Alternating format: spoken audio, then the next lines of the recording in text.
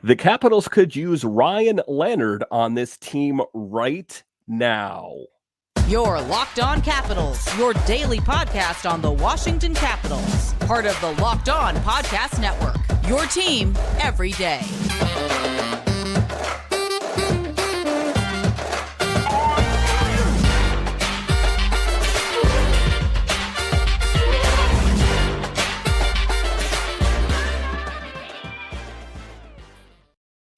Well, hello and welcome into this edition of Locked On Capitals.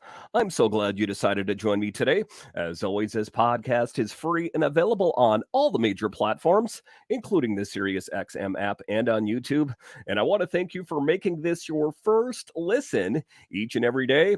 My name is Dan Holme. You can find me on Twitter. It's at DanCaps218. You can find the show on Twitter. It's at Locked On Caps. And the best way that you can help grow the show is to subscribe to Locked On Capitals on YouTube and comment anything down below. I would love to talk Capitals hockey with you one-on-one, and we can do that on subtext. Just check the show description for more details.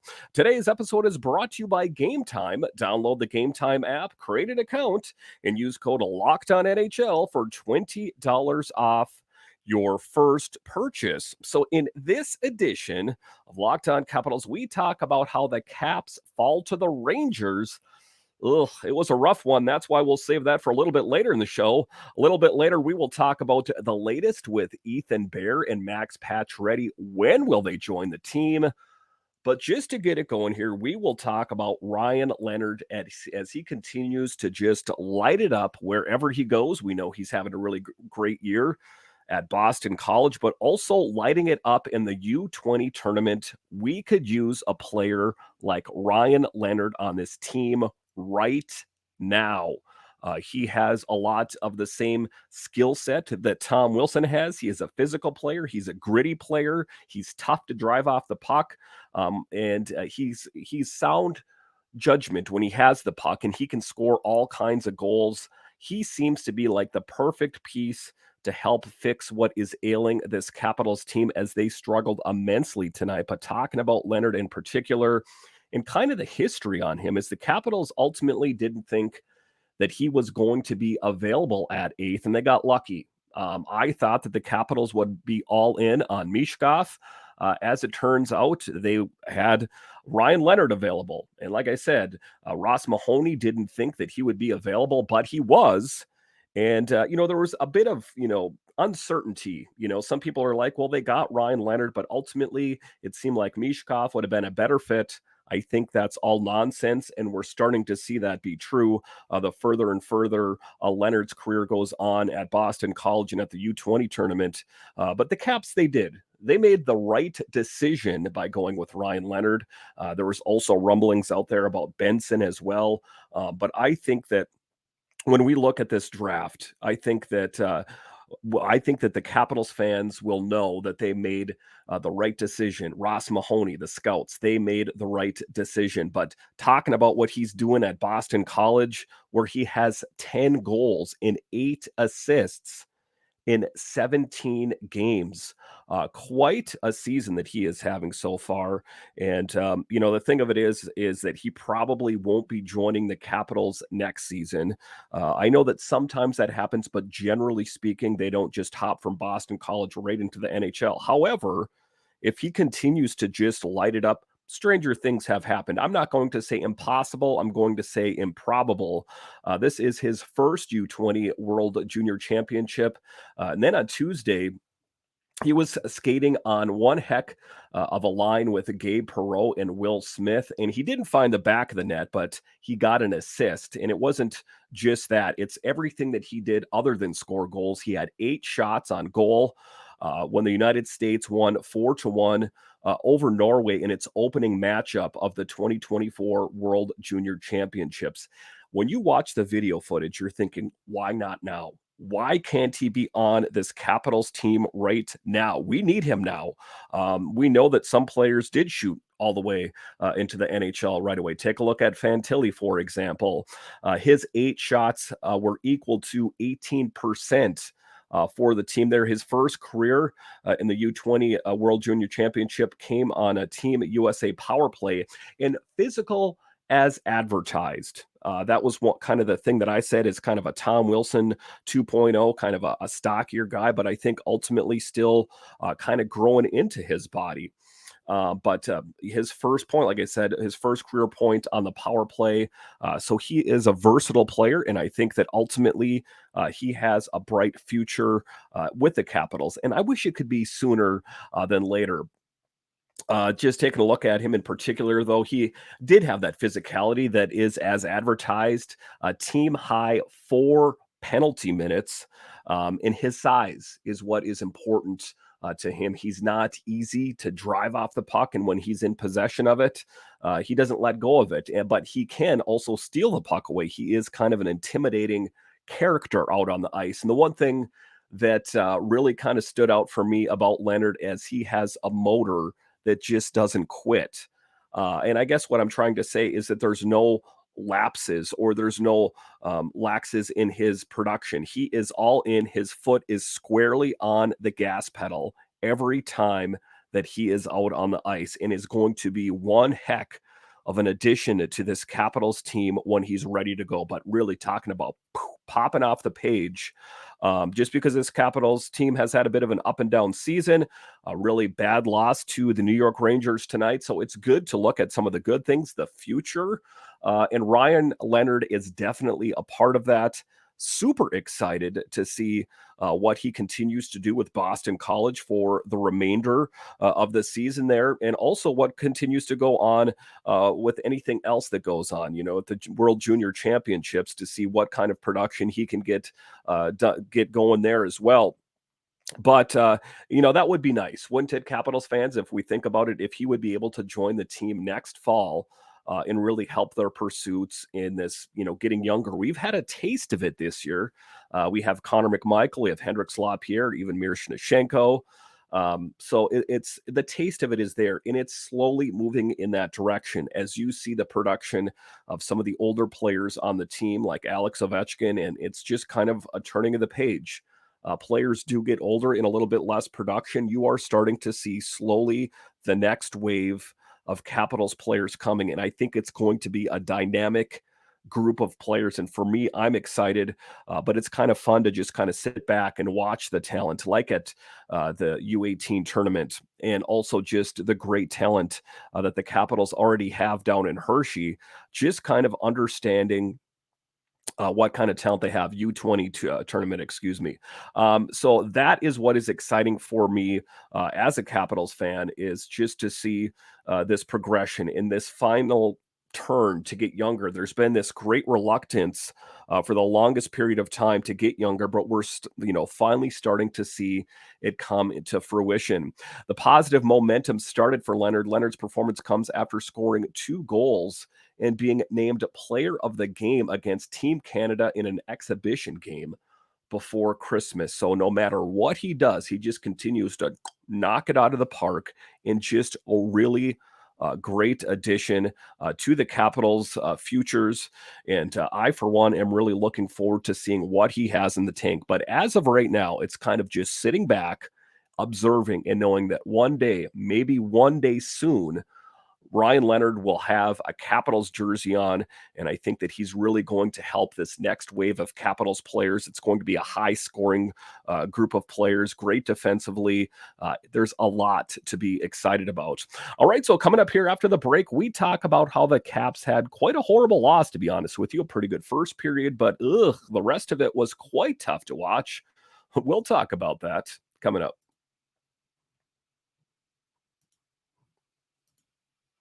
You shouldn't have to worry when you're buying tickets to your next big event. Game Time is the fast and easy way to buy tickets for all the sports, music, comedy, and theater events near you.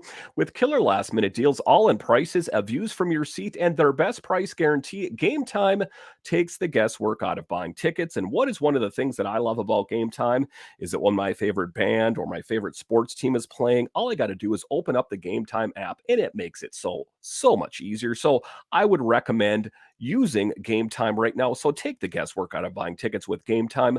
Download the Game Time app, create an account, and use code LOCKEDONNHL for $20 off your first purchase.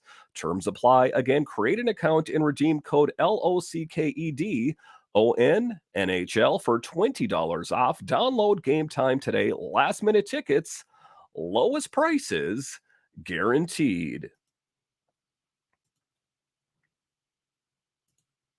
Locked On has launched the first ever national sports 24/7 streaming channel on YouTube. Locked On Sports Today is here for you 24/7, covering the top sports stories of the day with local experts of Locked On, plus our national shows covering every league. So go to Locked On Sports Today on YouTube and subscribe to the first ever national sports 24/7 streaming channel. All right, welcome back into this edition of Locked On Capitals, part of the Locked On Podcast Network, your team every day. So the Capitals had some positive momentum going forward. The last couple games, I know that it was not the best game against the Lightning, and the game tonight against what was going on out there was tough to watch as the Rangers really took it to the Capitals at Madison Square Garden. It was a tough one. We know that the Capitals got the better of the Rangers the first time, but it was not the case tonight as the Caps struggled. The Caps started the right way with Mantha finding the back of the net. And what else can we say about Anthony Mantha but beast mode? And kind of unsuspecting, as you took a look at him last season, struggled, suffices to say. In the offseason, everyone was talking about, let's get this guy out of here. But his 11th goal of the season has points in 8 of his last 10 and 7 shots. So he is just all kinds of impressive out there. 10 of Mantha's 11 goals this season have come at even strength, which leads the Capitals. It marks Mantha's 5th opening goal of the season. Mantha 5-game opening goals are tied for the second most in the NHL. So to say that Anthony Mantha is having quite a resurgent year would be an understatement, as he is killing it out there. And now the difficult position for the Capitals to be in to a certain extent is, what do they do with him? He's playing really good right now. That's what the Capitals wanted. And why did they want that? So he had value for trading, but now he's playing so good. You're thinking to yourself, are we going to trade away one of the most productive players on the team? I know what we said about him last year. I know that we said that we should trade him away, but he is knocking it out of the park. Do we really want to part with Anthony Mantha at this point? It's a tough position. Does he even ultimately want to come back to this team, considering that he was a healthy scratch? I don't know. But all I know for right now, right now, is Anthony Mantha is dominating, and I love what he's doing for this team. We need more of that. His contagious production, if you will. But also another player that really pops out there, Alexi Protus. Again, really popped in camp last fall, a couple falls ago rather, and then had a bit of a bumpier ride last season. But this year, knocking it out of the park. Mantha, Protus, 2 of the big success stories on the Capitals this year, earned the secondary assist on Mantha's goal, his 14th assist of the season. Protus extends his career best point streak and assist streaks to 4 games. Protus also continues to soar as the 4th straight game with a point. Protus now ranks tied for 2nd on the Capitals in assists this season. John Carlson, 18, Alex Ovechkin, 14, Protus, 14. In addition, Protus leads the Capitals in even strength points. That's what I'm talking about this year. It's an interesting team. What do I mean when I say that? Usually it's Alex Ovechkin and Nick Backstrom and TJ Oshie and these marquee names that you see in lights. Not this season. It is the players like Anthony Mantha. It's the players like Alexi Protus, not the big sexy names on the team that you're used to hearing. Ultimately, I don't care. It's getting production out there. And it's not even them. You take a look at Connor McMichael, Kuznetsov, Miroshnichenko. You take a look at the 4th line. At points throughout the season, all of the bottom 6 have really contributed to this team. And not even that. The second line for the Capitals as well has done a pretty good job at points. It's interesting that the top line oftentimes is the one that struggles the most, which we know is Ovechkin, Dylan Stromer, Kuznetsov, and then Tom Wilson. I know Wilson is lighting it up out there, but Ovechkin still a bit snake bitten. And Dylan Strome, we would like to see him score another goal here real soon. Sometimes when Strome is engaged, his positivity is infectious. The Rangers have plenty of firepower, and they were firing with both barrels. The Rangers scored 3 goals in just under 6 minutes. It was like 5:30, I do believe. I don't want to hear people complaining about Darcy Kuemper. Already I'm hearing out there, why didn't they go with Charlie Lindgren? Why didn't they pull him out of there? Darcy Kuemper sucks. It is a fickle bunch, isn't it? You're the greatest player in the world and you have one off game. Get him out of here. But to be the truth be told here, Darcy Kuemper played really good. What was the issue out on the ice was the defense was folding like a deck of cards. And I'm not going to say that I'm not going to absolve Darcy Kuemper of all guilt, but the defense, especially in like the second and third period, when that wheel started wobbling, it fell off. There was no reeling it back in. The Capitals defense struggled. On the other side of the rink, though, Shesterkin was a brick wall, saving 26 of 27. So quite a thing there for the Rangers as they decided a couple of years ago to go all in on Shesterkin other than Georgiev. But I think the Rangers made the right decision. But in all fairness, Georgiev is also doing rather well with the Avalanche as well. But they do have an abundance of wealth on the Rangers in net, a lot like the Capitals, as their backup netminder is Quick, which Jonathan Quick was one heck of a goalie for the Kings for quite a few years. So taking a look at the Rangers, quite a team, quite a dynamic team. There is a reason that they lead the Metropolitan Division. They have good defense. They got a lot of young talent. There's a lot of offensive firepower. So they are clicking on all cylinders. But to be fair, the Capitals beat them the last time around. So I'm not going to anoint them as this really super great team. I just think that, the Capitals got frustrated, they got outworked, and they got inside their own head. Anthony Mantha was the only guy that had the confidence and that maintained kind of throughout the entire game. But the Capitals are hoping to bounce back this weekend as they have to start to stockpile wins, start putting wins together if they want to continue to make a push and try to climb the Metro Division ladder, which is getting more and more difficult as some teams in the Metro are getting better and better. But it's interesting. It's the up, it's the down. You take a look at the Islanders are up. Earlier in the season, they were down. The Devils, who were higher, are now lower. Columbus is kind of doing it's all over the place. And it's an interesting thing to take a look at this team. And I don't think that, anything is really that locked in right now. I think that, there's a lot of teams that are kind of, wandering in the wilderness. It just seems like the New York Rangers are the one team in the Metro that continue to just lock it down and play consistently on a night in and night out basis. All right. So after the break here, I will give you the very latest on Ethan Bear and Max Pacioretty. When can we expect to see them on this team? I'll talk about that coming up.